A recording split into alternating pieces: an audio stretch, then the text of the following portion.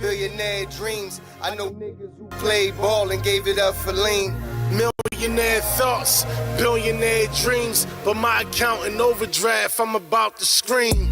Rich man greed, A poor man prayers, every man bleeds. but look how God made us. Too many losses, it's only right that we win. Yeah, I made a promise I'm never gonna lose again. Yo, what's going on? It's your boy SL550, and this is the Never Gonna Lose Again podcast. Before we start, man, make sure you like, share, and also hit that subscribe button. Help your boy on the road to monetization. Also, hit that notification bell so you get notified every time your boy drop a dope video. So, your boy been, so I'm about to have a baby any day, moment. We were supposed to go in today, so they changed our minds. So I was going to be, out for a little bit with the podcast, unfortunately. But being as though plans got changed, wifey said, "Why don't you go live?" So I was like, "All right, cool, I'm gonna go live." So it's been a lot going on, and I'm just like, it's so crazy, right? Because I was like sitting back, you look at the thumbnail, where I said the thumbnail, and I'm like, damn, like we making all these potential deals, and all this peace being made, allegedly, and right here in America, everything is just in chaos, bro. There's been so much just bullshit going on, just fake propaganda, people being manipulated to the max still, even though, it just doesn't matter, bro, what's going on. People are just going to have, hate in their heart, and this is just, bro, it's so immature, bro, what's going on in America, bro. And it's sad, to be honest with you. Like, we just can't, it just seems like in the world, it's just, chaos is all people want to sell, and it's unfortunate, to be honest with you. So, but we're going to get into a few different topics today. So we're going to tap in with Jesse Waters. He gonna fill us in on everything that happened with this whole peace deal. So as of right now, this deal has been, made. The first phase of it has been done. Hostages on both sides have been released. So we're gonna tap in with Jesse Waters and get some, get the breakdown with that. Then we're gonna tap in with LFR family. Shout out to him. All links to everybody is gonna be in the description after the video, after I'm done going live. But LFR family went in on the topic with Stephen A. Smith. So everybody's calling Stephen A. Smith a house nigga, and saying that he should stick to sports, that he didn't play, and they coming at him because he made comments about the one and only Jasmine Crockett, the fake ratchet black girl that allegedly represents black people, and that's what we love. We love ratchetness, that's what we want to represent us. So LFR family breaks that down. Then we're gonna tap in with RJ Talks. He talks about a few different things, and like the reason why I wanted to play the video is because my last video I played JD Vance, and you see just like, I know we in a new political times where, like, Trump changed the whole atmosphere in politics, where, like, it's just no longer the same. So everybody is trying to be, cursing and doing all of these different things now to try to appeal to Americans. You know what I'm saying? So, but JD Vance, you still see is, has an extensive vocabulary, talks proper, is real, presidential, like, but there's new governor and potential governor in California, and like this lady is like pure evil, and you could just tell. So I just wanted to kind of play it for that, but he goes into some other things too. Then we gonna tap in with Hype. Hype taps in with a bunch of Chicagoans who are basically saying, like, people need to calm down, and they just want black people to be causing uprises and all of these different things, and it's just a bunch of lies, of course, being said across the news, of course, about ICE grabbing black people and all of this stuff. And then, we're going to end the show. We're going to tap in with Cooley from the No Fugazi podcast. So he has a debate with a guy on there who was saying that Charlie Kirk was a racist. And it's just something I just wanted to, talk about because, everybody has this narrative on Charlie Kirk being a racist or, just all these different things. But really, they just take the things that he say out of context and don't really analyze what it is that he's saying to really get what he's saying. You know what I mean? And, that's the whole thing. We're in this just emotional state in America where everybody's just emotional, frail as hell. You can't even call nobody fat no more. Like, nigga, you fat. Nigga, you fat as hell. Like, you need to lose weight. Like, the same thing with women. Like, what I mean? Like, your girl, like, she's skinny, she beautiful, she's standing next to you because you fat. And, she's not a friend to you if she doesn't tell you that. You need to lose weight, But we living in times where everybody's sensitive and you can't say nothing no more because everybody's scared to get canceled. And I think, honestly, with the Stephen A. Smith thing, before we get into it, everybody is coming at Stephen A. because Stephen A. is, like, slowly but surely, coming to the forefront of saying, like, you know what, bro, the Democratic Party is filled with a bunch of loony. Because he be trying to play both sides, to be honest. But he really knows the truth. He knows that the Democratic Party of today is a joke. Most of the people that are in the Democratic Party are jokes. They don't have my biggest thing is they don't have no solutions to anything. But yet, because we're black, we're supposed to just, blindly vote for Democrats because they're Democrats. Like, and they're mad at Stephen A. because, Stephen A. is, getting more into politics and, giving his thoughts on shit. But he's kind of being more, I don't know why my drone is getting glitchy, but we'll fix that. But yeah, I don't know why I just don't know why people, why everybody that says something positive about Trump is a house nigga. You know what I'm saying? Everybody that, has a negative opinion on somebody that happens to be black is a house nigga. You know what I'm saying? If you got to say something positive about every black person, just because they're black. Like, nah, bro. Like, you should have, I can understand to a degree some of the things like, because Steven Jackson and Plies was saying some stuff, but we'll get into that. Let's talk about it then. Yeah, but they crazy, bro. People is wild. Let's just leave it. All right, let's get into this first joint with Jesse Waters. Signed, sealed, and delivered.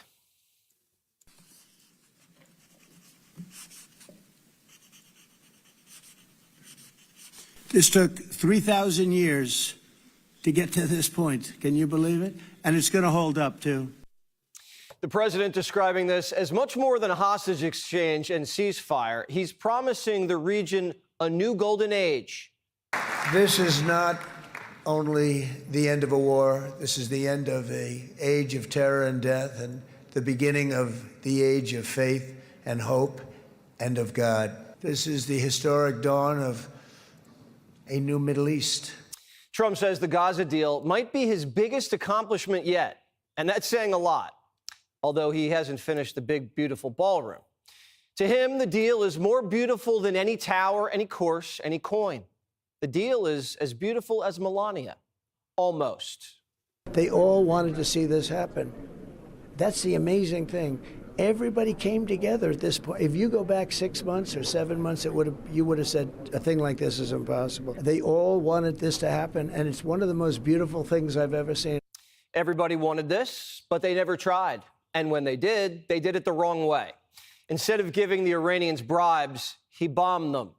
He sold the Arabs tech instead of just weaponry, and didn't lecture them about human rights abuses.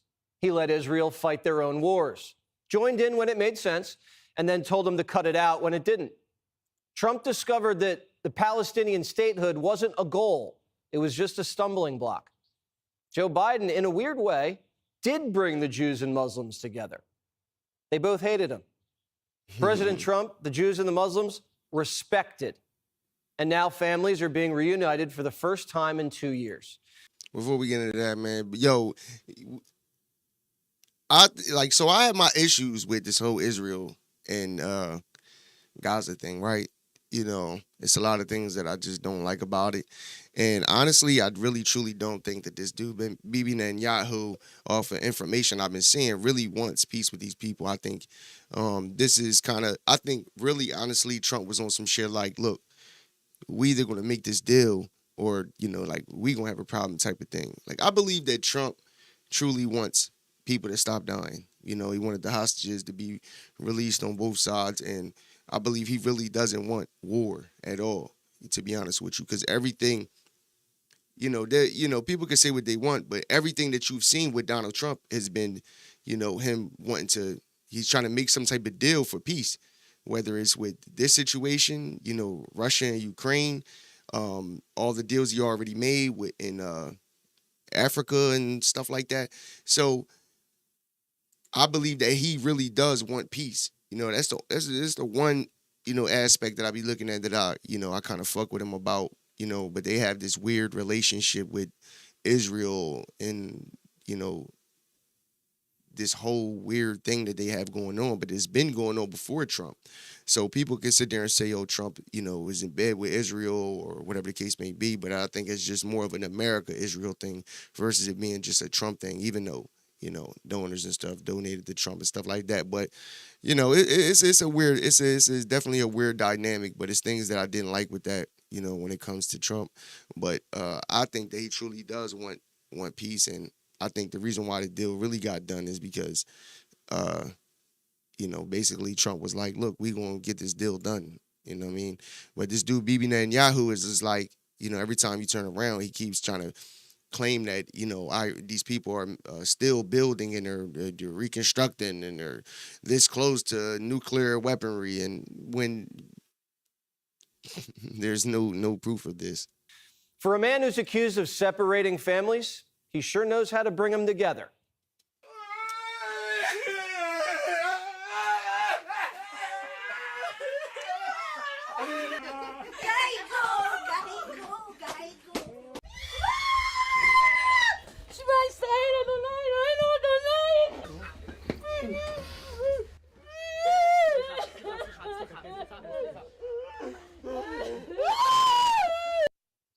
And it feels so good.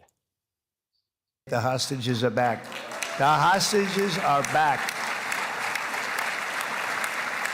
It is a good feeling. Isn't that nice to say? I just said the hostage. First time I said the hostages are back. It feels so good to say it. Kamala wanted a ceasefire without getting the hostages back. How does that look now? Biden said Trump stole his peace plan. How does that look right now? The cover of the Jerusalem Post, God bless the peacemaker. From Air Force One, Trump was welcomed with a big thank you on Israeli beaches. In the town square, they were chanting his name. You heard the whole crowd here started to erupt into cheers of thank you, Trump, thank you, Trump. Fair to say that President Trump is possibly even more popular here than he is in the United States. Wolf Blitzer says people are wearing MAGA hats in the Middle East. And when I was there, I even saw people wearing Make America Great Again hats in that crowd over at Hostage Square. Israeli ministers were seen wearing red hats today that said, Trump the peace president. Hakeem should wear one of those instead of the sombrero. Netanyahu says he's got a new BFF. Donald Trump is the greatest friend that the state of Israel has ever had in the White House.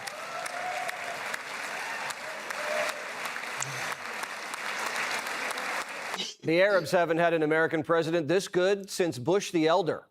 It's not easy to get Jews and Muslims to love someone this much. They can't agree about anything.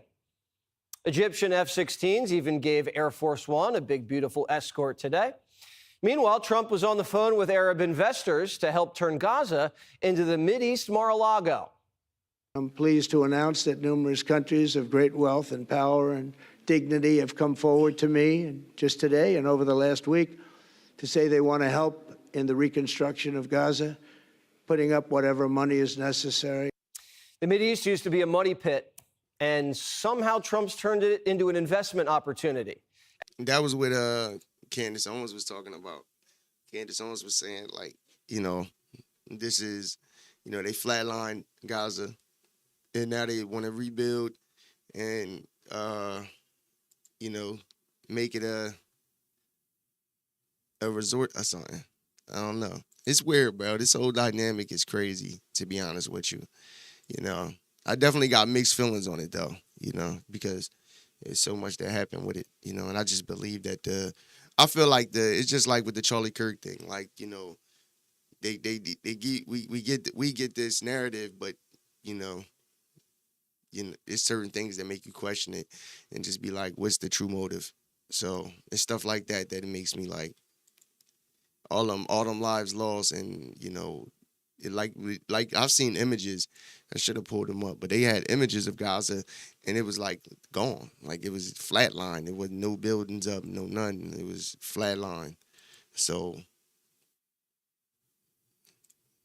shit get wicked. And has everybody else putting up most of the capital. Shit get wicked. Fingers man. crossed the deal sticks.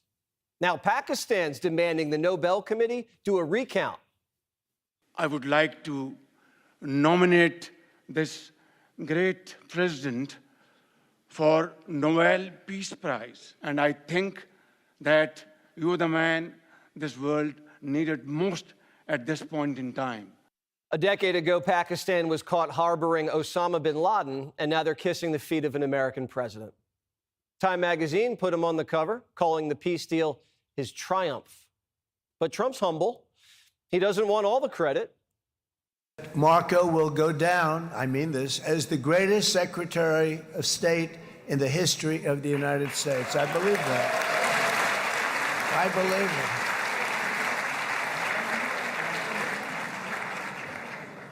it. And he and I, we really fought it out. You remember, he was tough. He was nasty. Who the hell thought this was going to happen, Marco, right? And Witkoff got a big shot out, too. Steve started this all by himself. I call him Henry Kissinger, who doesn't leak, okay? Henry is a big leaker. He leaked. Steve doesn't leak. Steve just wants to get the job done. He wants to do what's right. New York real estate developers did more for peace in the Middle East than what career diplomats did in decades. Hillary said Trump didn't even have the temperament to be president. Everyone thought I was going to be brutal. In fact, I remember Hillary Clinton during a debate, she said, look at him, he's going to go to war with everybody. And actually, she said, he's got a personality that's all about war. No, and my personality actually is all about stopping wars, and it seems to work. Now, what he's saying right there, you can't deny that. You can't deny it. It's true. And she's the same person that was excited when I think it was Gaddafi or one of them got killed. She was very excited about it. So we know how she feels about war. She loves it. So projection Democrats is are now real. saying, thank God we didn't have Kamala. It pains me somewhat to admit this, but yes, he's certainly been good for the Middle East and for Israel in a way that I don't think there was any reason to expect Harris to be good. Even Kamala is giving Trump credit. I don't think that we should hold and credit where it's due. And I commend the people who have been a part of this process. I commend the Qataris, the Egyptians, and the president. If Kamala had They hate succeeded to in say putting that Trump shit. in prison, Iran would have still had nukes and Hamas would have still had hostages. The best Biden and Harris could do for Gaza was spend hundreds of millions on a pier that sank into the ocean. Even Biden's guys are now giving MAGA credit. I give credit to President Trump. I give credit to Witkoff and Kushner and Rubio. These are hard jobs. This shouldn't be political. We can all celebrate peace and the hostage release, but we do have to keep score. A lot has been said. If he gets the Israeli hostages out, I promise I will wear a MAGA hat for one day on the show and say, thank you for doing it. Well, we watched The View today and no hat. Rashida Tlaib was banging pots and pans, screaming free Gaza. Trump just freed Gaza. No tweets, no speeches, no press releases, nothing. And the woman's Palestinian. They hate the fact that Trump did this. They hate it. They hate it so much because it just makes them look good, and they hate it. They hate it with like it's people, it's even like Americans, like they hate the fact that he was the one that did this, and that their own, that the Democratic Party didn't. But listen, they had the opportunities. They had the opportunities to to get these deals done, and they didn't, because truly they didn't want to. They wanted Israel to continue to do what they was doing.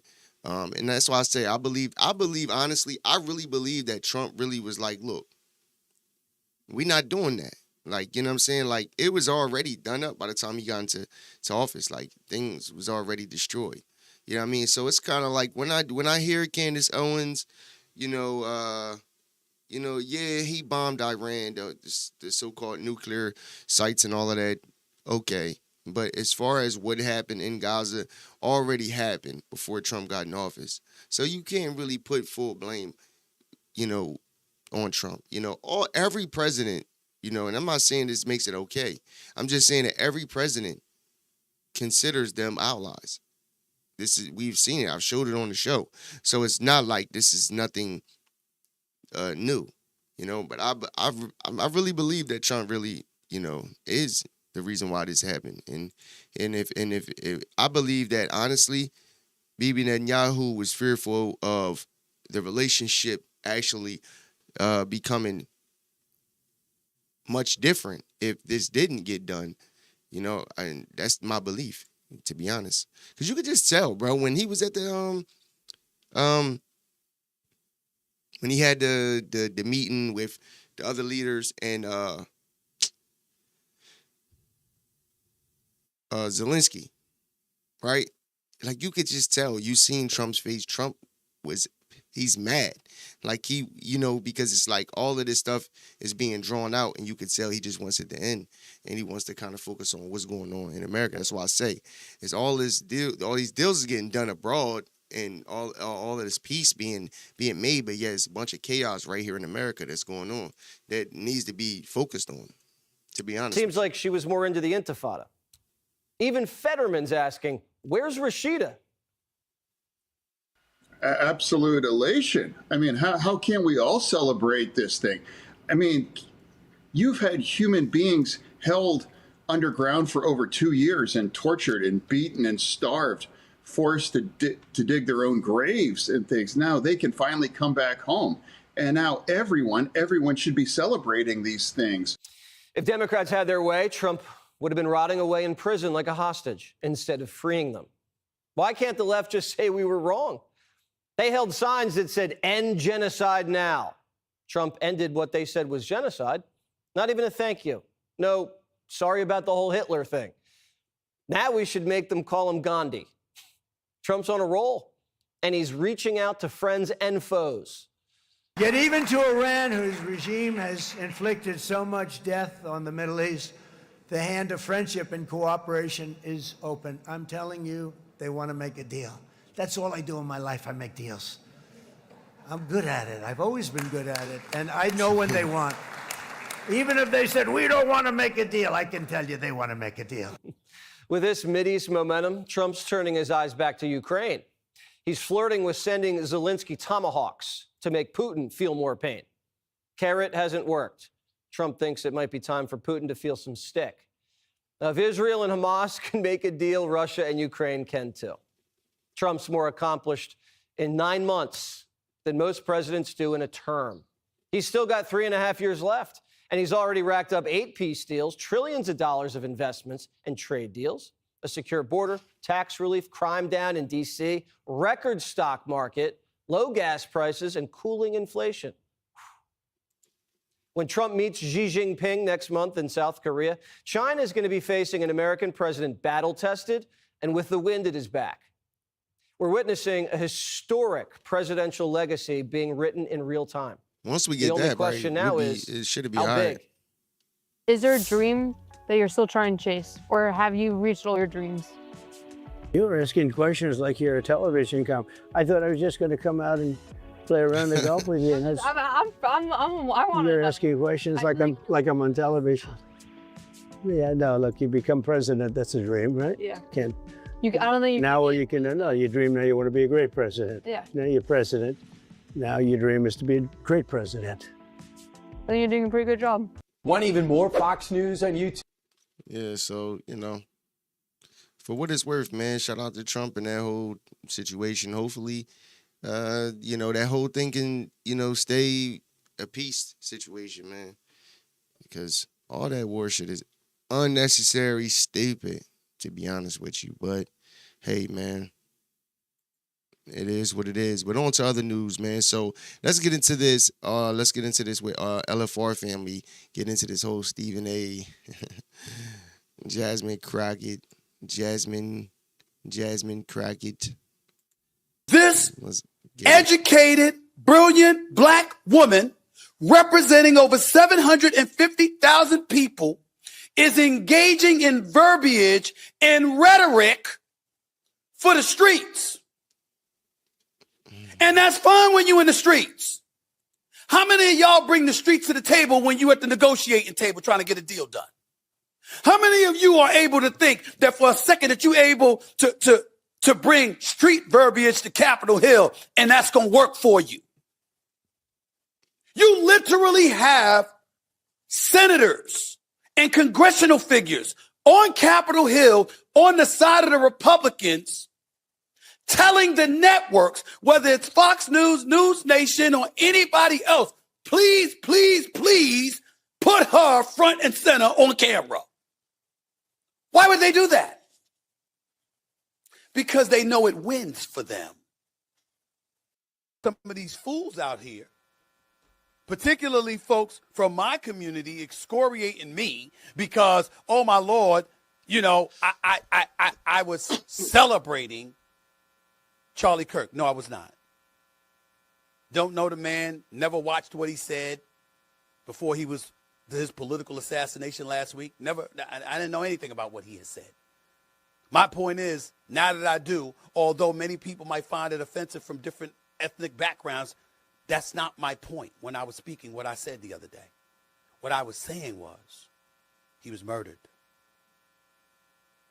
Streamed live in front of all of our faces. And no matter what you think or what you feel about what he has said or what his ideology is or what his position may be, that ain't the damn time to be bringing that stuff up. When a man is murdered in front of his wife and children. That's all I was saying. And I don't take back what I said one iota. And I'll leave it at that. People will lie and misrepresent my positions all the time. That's why I have a radio show. That's why I'm on Mad Dog Sports Radio, Sirius XM, Channel 82. That's why I'm debuting on POTUS Radio this Wednesday night from 6 to 8 p.m. on Sirius XM, Channel 124, POTUS Radio, which is a political channel because I'm going to have a weekly show on that. I don't give a damn about criticism and all of that stuff. You disagree with me? I think Stephen A. see an opportunity, man. I think he see an opportunity. I think he see the Democratic Party being super weak, no real representation. He see people that look like him are really an embarrassment to the Democratic Party. And I think he's looking at this as an opportunity to jump in and, do something, but we'll see. Talk. You agree with me? Let's talk. Nobody's backing up. If I'm wrong, I'll say I'm wrong. If I make sense, I'll say I make sense. But I'm always trying to bring people together. I'm not trying to be divisive. But I'm also always trying to call it like I see it so you know where I stand, and I'm giving you the transparency that you're looking for. I ain't going to come on the air and lie to you about where I stand and how I feel and what my positions may be. I'm going to put it out on Front Street to be corrected or to be validated. Just as I do with sports. Now, what you just now saw was Stephen A. trying to bring some sense to people being extremely belligerent and disrespectful to Charlie Kirk when he died the way he died, and also where he called Jasmine Crockett a beautiful, intelligent young lady, and he was trying to address her and help her in a way that she probably don't see herself needing any help. In our community, the black community specifically, don't want any type of corrections whatsoever. But here are a couple of, basketball players. Here's an NBA basketball player named Steven Jackson addressing Stephen A. I want y'all to hear this, and then after this, you're going to hear a little cursing from a rapper who has sold millions of albums, streamed millions of times, named Plies, who he just gets a little belligerent when he's talking to him. So y'all let me know what y'all think in the comments, and I'll come back after that. On Stephen A, bro. You get loud and all in your feelings about Braun. When Braun, he talking to a black billionaire, but when you talking to a white billionaire, you humble. And you come back on your show talking real respectful, mild manner, man. Hey, bro, listen, bro. And you dogging the black women. Like, bro, let's stay out of politics and stick to talking about sports you never played. All right? Just stick to doing that, bro. We not going to vote for you if you talk. I heard you talking about running. You don't do that, bro. We not going to vote for you. No. We're not. But check this out, bro. Stop, bro, okay? You do not have the same energy for other people, but you got a lot of energy for Braun and black women and not everybody else. Well, stop it. That's Steven Jackson, ex-NBA player. Very cool, unk status. Hangs out with the youngins just to let them know that he cared for them, he love them.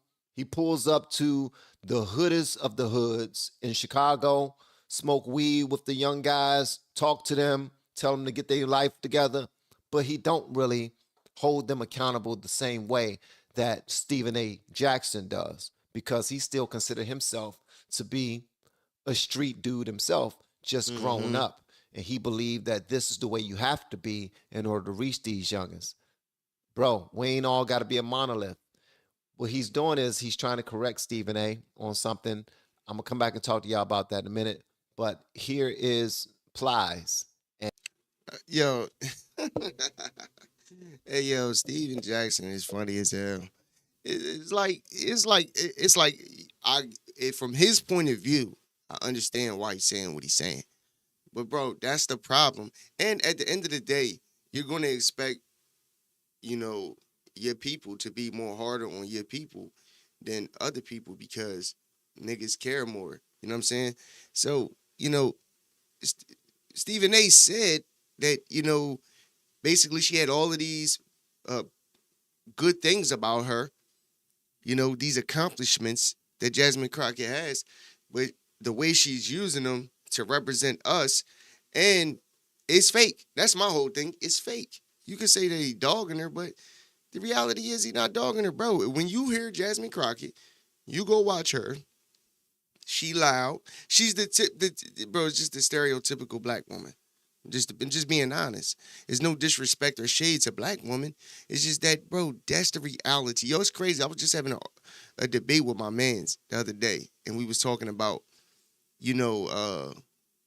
because we tend to, when we have conversations, we always tend to bring it back to ourselves and get defensive about what's being said when the conversation is about in general. Bro, stereotypes are real. You know what I mean? Like, it's just the truth of things.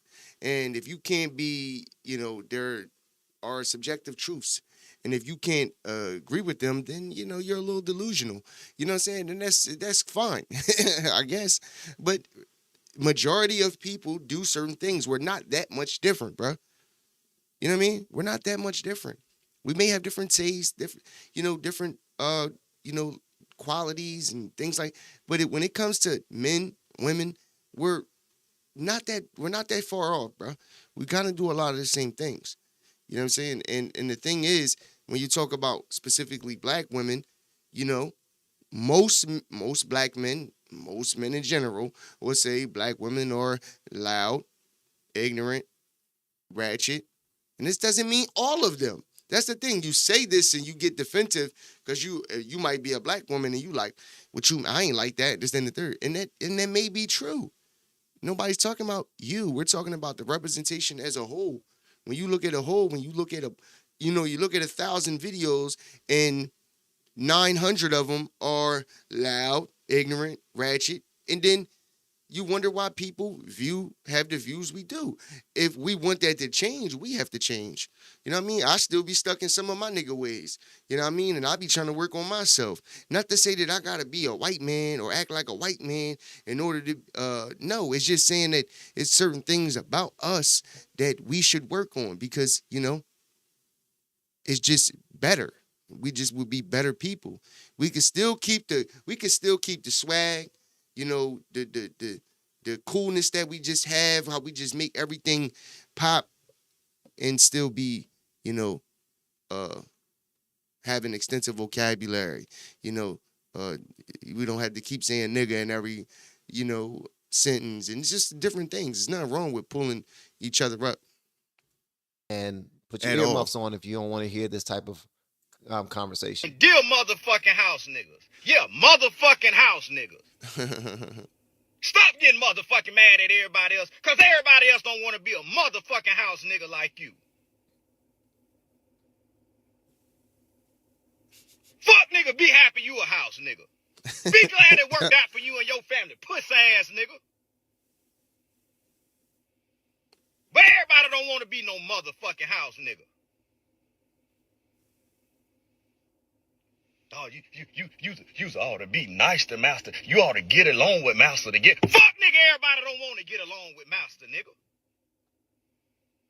Some motherfucking people still got motherfucking principles out here, nigga. You ought to get along with master. Fuck nigga, you don't say nothing when master out here talking to everybody crazy, bitch ass nigga. It's cool for motherfucking master to talk to everybody crazy. No, you ought to get along with master good does. So sick of you fuck niggas don't know what to do, nigga. Oh my God. Because everybody else don't want to be no motherfucking house nigga like you. What does that even mean anymore, bro? I'm just being honest. What does that even mean anymore, bro? Like, that just said, bro, most of these things, this is why black fatigue is a thing. Because, you know, people are just tired of this shit, bro. I'm just being honest, bro. What does that even mean anymore, bro? You know what I'm saying? Like, anybody that disagrees with black people as a house nigga, like, come on, bro. Stop, bro. Stop, bro. The facts of the matter is that we need to step it up. You know, we got a lot of greatness in us, you know, and we have a lot of great people that represent us. But when people, you know, like we all have this story of being from the hood and, you know, like, you know, just we got to make it our story. And that may be the case. But what's wrong with people representing us in a different light or holding us accountable? It's nothing wrong with it, bro. But look, man, listen, unfortunately, bro, I got to cut the show short. Wife texted me, she telling me that, you know, contractions are close or whatever the case may be. So unfortunately, your boy got to roll. I had to take this trip to the hospital, man. But we gonna get back live tomorrow, man.